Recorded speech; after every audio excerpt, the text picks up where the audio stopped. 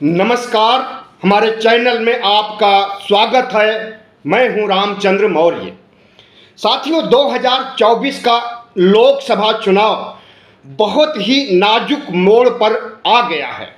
आरक्षण और संविधान को लेकर के भारतीय जनता पार्टी और कांग्रेस में जो घमासान छिड़ा हुआ है, आज उस घमासान में आरएसएस भी कूद पड़ा।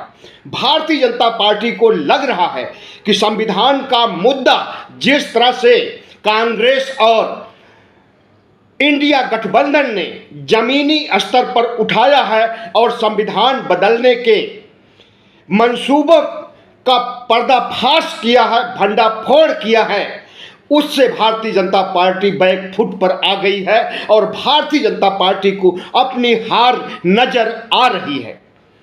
और इसी हार से बचाने के लिए भारतीय जनता पार्टी ने आरएसएस प्रमुख मोहन भागवत को भी चुनाव में उतार दिया है। आज मोहन भागवत साक्षात टीवी के सामने प्रकट हुए और उन्होंने कहा कि आरक्षण कभी नहीं खत्म किया जाएगा, संविधान कभी नहीं खत्म किया जाएगा। उन्होंने भी वही सफाई दिया जो नरेंद्र मोदी और अमित शाह दे रहे हैं पिछले 4-5 दिनों से। आपको हम बताएं कि 400 पार और 370 पार का नशा काफूर हो गया है। अब किसी भी रैली में प्रधानमंत्री नरेंद्र मोदी, अमित शाह या कोई भी भारतीय जनता पार्टी का नेता नहीं कह रहा है, न टीवी चैनलों पर न डिबेट में कहीं भी भारतीय जनता पार्टी नहीं कह रही है कि 400 पार लाना है, 370 पार लाना है, क्योंकि 370 पार और 400 पार से संविधान को खत्म करने का फार्मूला चस्पा कर दिया है इंडिया गठबंधन ने, कांग्रेस ने। अगर 470 पार का नाम लेंगे तो लोगों को संविधान को खत्म करने की याद आ जाएगी, और जब संविधान को खत्म करने की याद आ जाएगी तो भारतीय जनता पार्टी और आरएसएस के प्रति नफरत ही पैदा होगा, प्यार नहीं। भारतीय जनता पार्टी और आरएसएस संविधान विरोधी और आरक्षण विरोधी आज से नहीं है। जिस दिन बाबा साहब डॉक्टर भीमराव अंबेडकर ने संविधान तैयार करके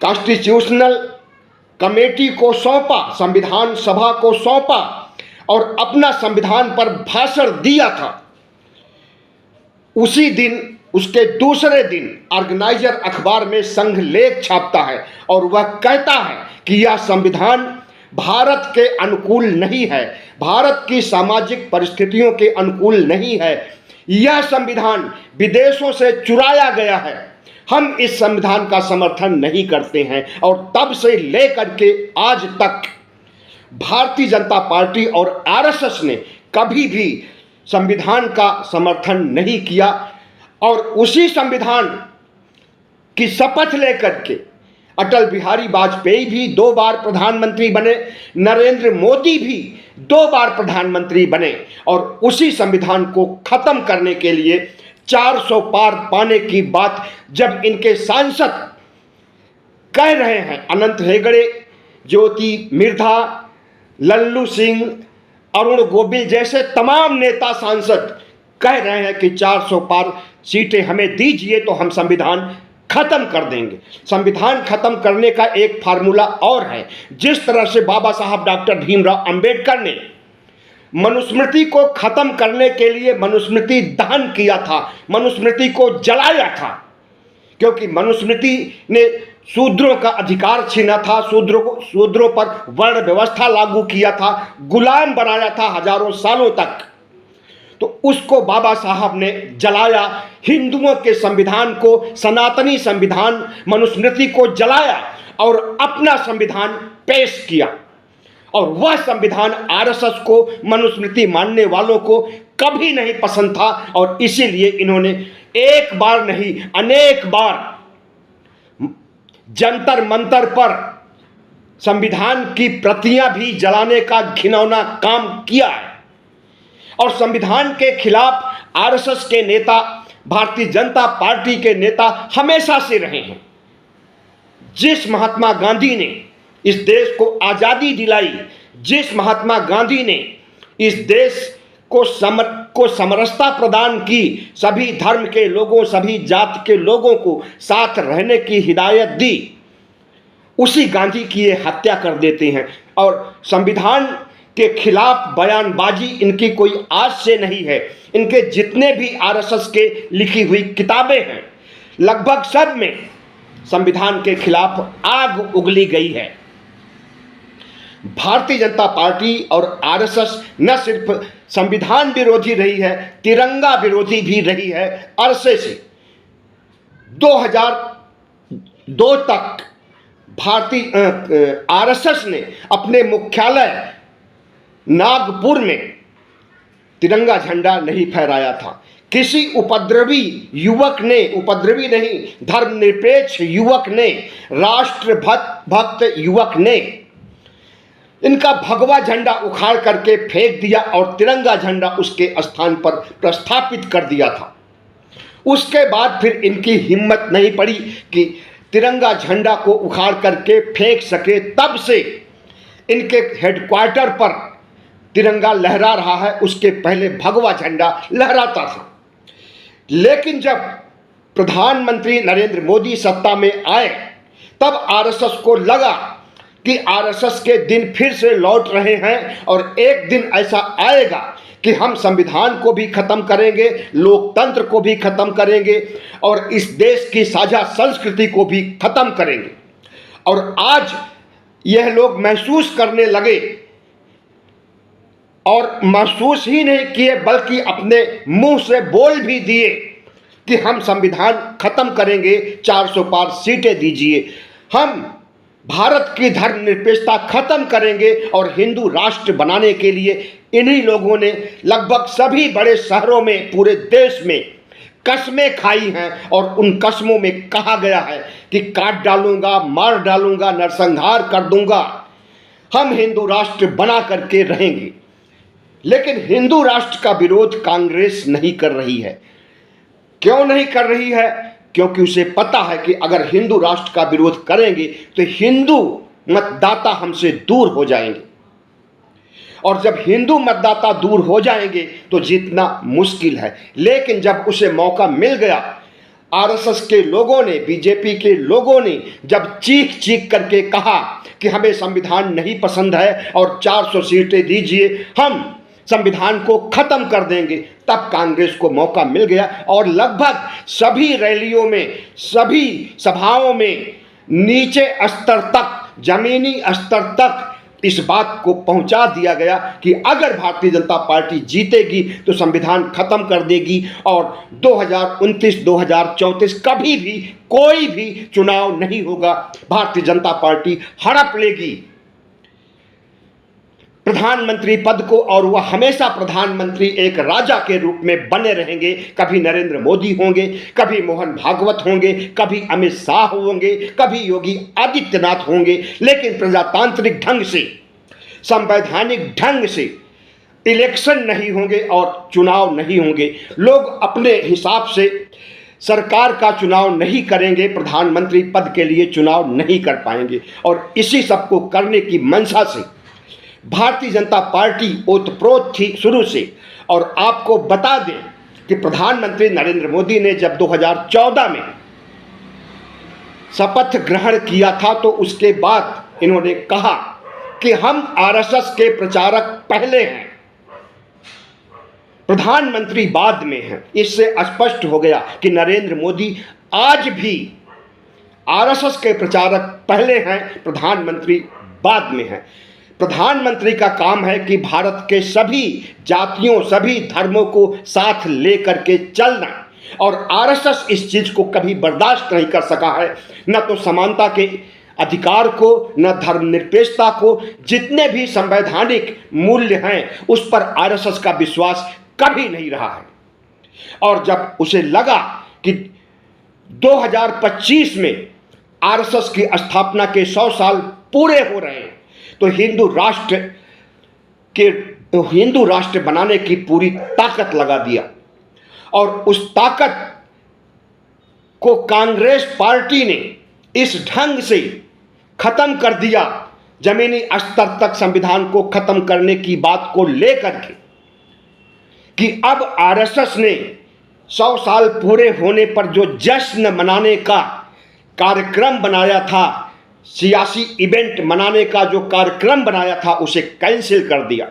और मोहन भागवत, प्रधानमंत्री नरेंद्र मोदी और जितने भी भगवा गैंग के लोग हैं, ये सब बैक फुट पर आ गए हैं। प्रधानमंत्री नरेंद्र मोदी आरक्षण विरोधी शुरू से रहे हैं। जो शख्स आरएसएस का प्रोडक्ट है, आरएसएस का प्रचारक है, वह कभी संविधान के पक्ष में, आरक्षण के पक्ष में नहीं जा सकता है। इसे पूरी दुनिया जानती है कि आरएसएस आरक्षण का भी विरोधी है और संविधान का विरोधी है, और यहां तक कि आरएसएस एक आतंकी संगठन है। www.terrorism.com पर आप देख लीजिए, जो कि अमेरिका की वेबसाइट है, इस पर दर्ज है कि आरएसएस आतंकवादियों की लिस्ट में शामिल है। और यह वही आरएसएस है जो तमाम तरह के दंगे फसाद हादसे करवाता है, हिंदू मुस्लिम करने के लिए मुसलमानों को खत्म करने की कोशिश करता है। तो आरएसएस के चाल चरित्र चेहरे को कांग्रेस पार्टी और इंडिया गठबंधन ने उजागर कर दिया है। आम आदमी के बीच जमीनी स्तर पर किसानों, युवाओं, महिलाओं, बुजुर्गों सबके सामने नंगा कर दिया है। भारतीय जनता पार्टी को, आरएसएस को, मोहन भागवत को, मोदी को, शाह को, योगी को, सबको नंगा कर दिया है। स्थिति यह हो गई कि पिछले 2 चरण में भारतीय जनता पार्टी के वोटर निकले ही नहीं उसे वोट देने के लिए, और जब तीसरा चरण आ गया तो प्रधानमंत्री नरेंद्र मोदी निकल करके सामने आते हैं और वो कहते हैं कि हम संविधान कभी नहीं खत्म करेंगे। यहां तक कि बाबा साहब डॉक्टर भीमराव अंबेडकर भी आ जाएं तो वो भी संविधान नहीं खत्म कर सकते हैं। लेकिन यह बात किसी के गले नहीं उतर रही है।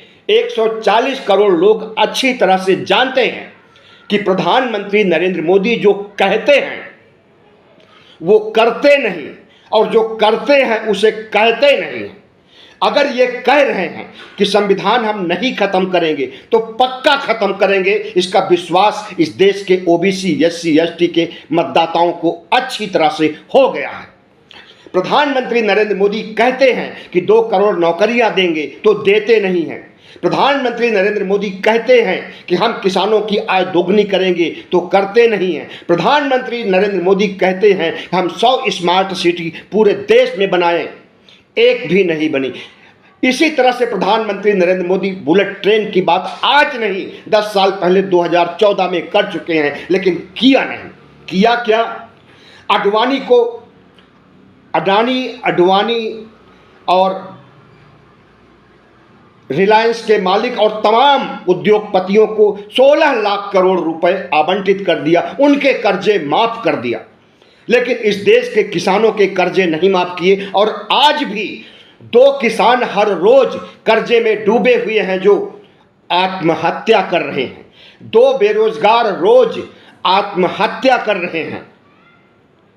लेकिन किसानों का मुद्दा, बेरोजगारों का मुद्दा कभी भी चुनाव जीतने के लिए सार्थक नहीं साबित हुआ है किसी भी पार्टी के लिए। और लगभग सभी चुनावों में बेरोजगारी का मुद्दा, महंगाई का मुद्दा, किसानों का मुद्दा उठाया जाता है, लेकिन नतीजे उसके विपरीत आते हैं।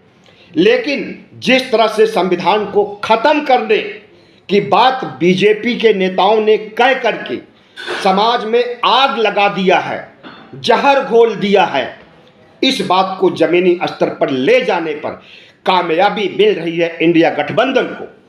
इसीलिए नरेंद्र मोदी और भागवत के कान खड़े हो गए और भागवत को निकल करके आना पड़ा और उन्हें सफाई देना पड़ा कि आरक्षण कभी नहीं खत्म होगा, संविधान कभी नहीं खत्म होगा। और यही मोहन भागवत हैं जिन्होंने 2015 में कहा था कि अब समय आ गया है कि आरक्षण की समीक्षा किया जाए, आरक्षण को खत्म किया जाए। बस इसी 1-2 वाक्य पर बिहार में इतना बवाल हो गया कि भारतीय जनता पार्टी की बुरी तरह से हार हो गई। आज वही स्थिति 2015 की उत्पन्न हो गई है। जिस तरह से भारतीय जनता पार्टी के नेता कह रहे हैं कि 400 सीटें हमें दीजिए, हम संविधान खत्म करेंगे, तो इन्होंने अपनी कब्र खोद ली है इस तरह के बयान दे करके। भारतीय जनता पार्टी का बयान जिसे कि प्रधानमंत्री नरेंद्र मोदी ने संसद भवन में दिया और कहा कि अब की बार 400 पार, अब की बार 370 पार, और एक नहीं तमाम मंचों पर कहा, तमाम रैलियों में, तमाम जनसभाओं में प्रधानमंत्री नरेंद्र मोदी ने 400 पार के नारे लगवाए। और उसी 400 पार के साथ जब संविधान बदलने की बात इनके नेताओं ने कही तो आज इन्हें सांप सूख गया है और सफाई देते नहीं बन रहा है। इन्हें प्रधानमंत्री नरेंद्र मोदी सफाई दे रहे हैं, अमित शाह सफाई दे रहे हैं, योगी आदित्यनाथ, जितने भी नेता हैं सबके सब सफाई दे रहे हैं। और आज मोहन भागवत को भी निकल करके आना पड़ा और कहना पड़ा कि संविधान और आरक्षण को कोई खतरा नहीं है, अनंत काल तक चलता रहेगा संविधान भी और आरक्षण भी। लेकिन इन भगवाधारियों की बात पर कतई इस विश्वास नहीं करना है। इस ओबीसी एससी एसटी के लोगों को 85% इनकी आबादी है और इन्हें बहुजन भी कहा जाता है।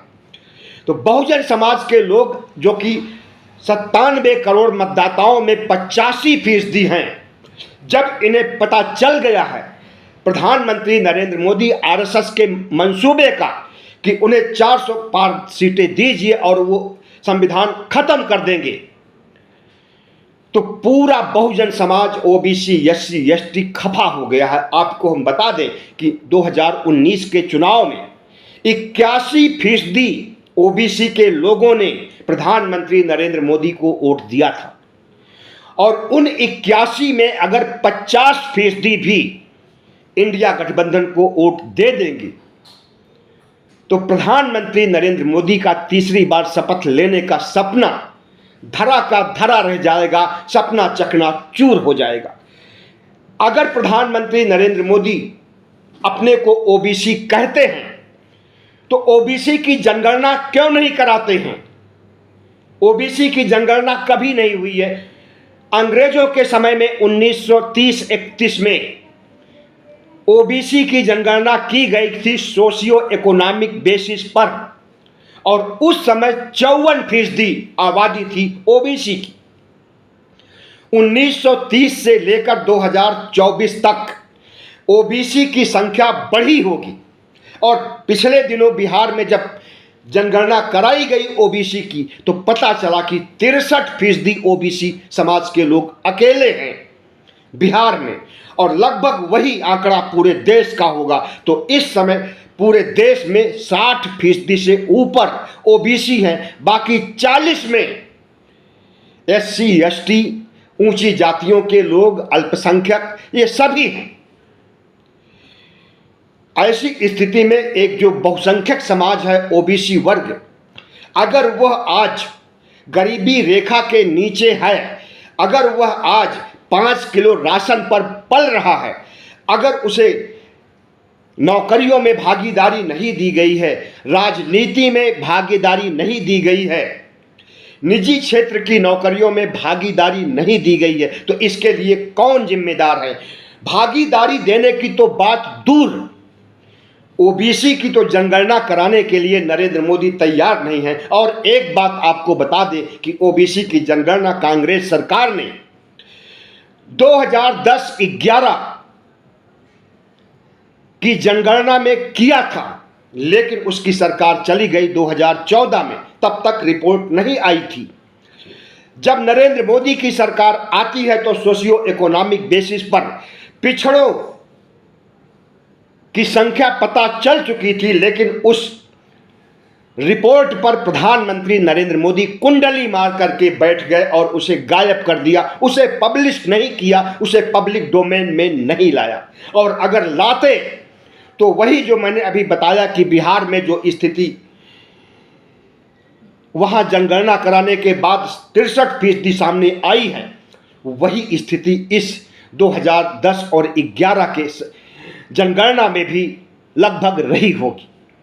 और अगर जब पता चल जाएगा कि ओबीसी की आबादी 63% है तो इन्हें 63% आरक्षण देना पड़ेगा संविधान के अनुसार। इसलिए नरेंद्र मोदी नहीं चाहते हैं कि आरक्षण मिले और ओबीसी एससी एसटी के लोग आगे बढ़े। इनके वोट तो चाहते हैं लेकिन राजनीति में, नौकरियों में इनकी भागीदारी कतई नहीं चाहते हैं नरेंद्र मोदी। और यही चाहते हैं कि इन्हें 5 किलो राशन दिया जाता रहे, ये गरीब बने रहें, मरने भी नहीं पाएं और ठीक से जीने भी नहीं पाएं। लेकिन आज ओबीसी एससी एसटी के लोग समझ गए हैं। एक तबका पढ़ा लिखा हो गया है और जो तबका पढ़ा लिखा हो गया है उसने निचले तबके को भी समझा दिया है कि तुम्हारे हक और अधिकार को नरेंद्र मोदी मार रहा है। और जब संविधान को खत्म करने की बात चली तो कहा गया कि आरक्षण को खत्म करने के लिए ही संविधान को खत्म किया जा रहा है और जब संविधान खत्म होगा तो तुम्हारा वजूद नहीं बचेगा, तुम फिर से 4000 साल की गुलामी झेलने के लिए मजबूर हो जाओगे, तुम्हें मनुस्मृति युग में वापस भेज दिया जाएगा। संविधान को हटाने के बाद भारतीय जनता पार्टी और आरएसएस की प्लानिंग है कि मनुस्मृति को लागू किया जाए।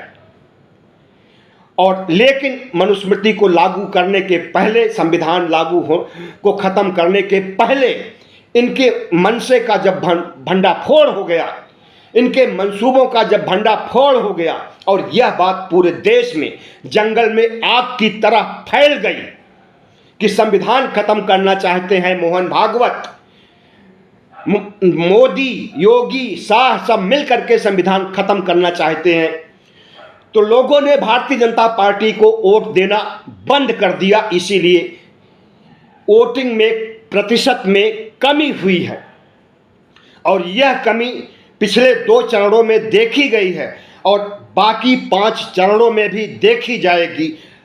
निश्चित रूप से कितना भी सफाई दे ले मोहन भागवत, नरेंद्र मोदी, बाकी सभी भारतीय जनता पार्टी के कद्दावर नेता कितना भी माफी मांगे, कितना भी सफाई दें, इस पर ओबीसी एससी एसटी इन्हें माफ नहीं करने वाला है। और बाबा साहब आम्बेडकर के प्रति श्रद्धा का भाव रखता है हर बहुजन व्यक्ति, हर ओबीसी एससी एसटी बाबा साहब के दिलों में बसते हैं और बाबा साहब के संविधान भी उनके दिलों में बसता है। और उसी संविधान को खत्म करने की बात अगर नरेंद्र मोदी अपने सांसदों से करवा रहे हैं, हमें तो लगता है कि इन्होंने अनंत हेगड़े, ज्योति मिर्धा और अरुण गोयल और लल्लू सिंह को इसलिए कहा कि तुम संविधान के खिलाफ बात करो ताकि एक भूमिका तैयार हो और यह पता चले कि संविधान के समर्थक कितने लोग हैं, क्या कोई उथल पुथल होती है समाज में या नहीं होती है। लेकिन उसका उल्टा हुआ,